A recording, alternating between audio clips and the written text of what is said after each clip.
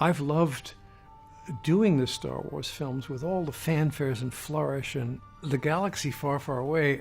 I actually feel like I'm still in it, that I've never really left it, you know.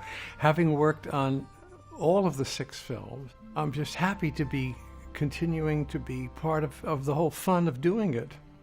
Of course, I haven't seen the script, but the story is still unknown to me, the new story.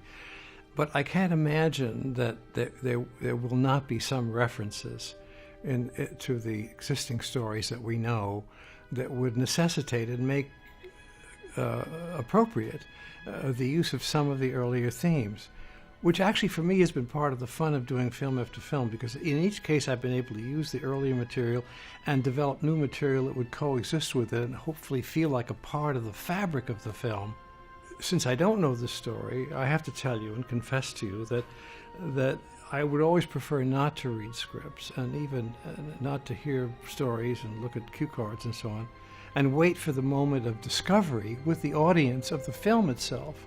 So I'm as surprised as they are and I know where to put the surprise button, you know, having not been prepared by a script. And of course, during the first film, and I think our colleagues working on the film had no idea that there was going to be a second film, let alone a third or fourth. So I'm waiting anxiously, like the audience around the world, to find out what the surprises are and discover what my continuing role is going to be. I had dinner with Kathleen Kennedy and J.J. Abrams, and they are 2 people that I think are perfectly chosen to continue George Lucas's great odyssey.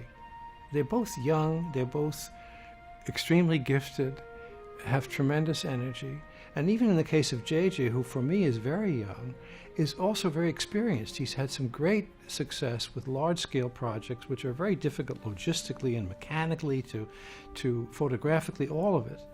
And even though he's a very young man, he brings with him a lot of expertise and a lot of great background.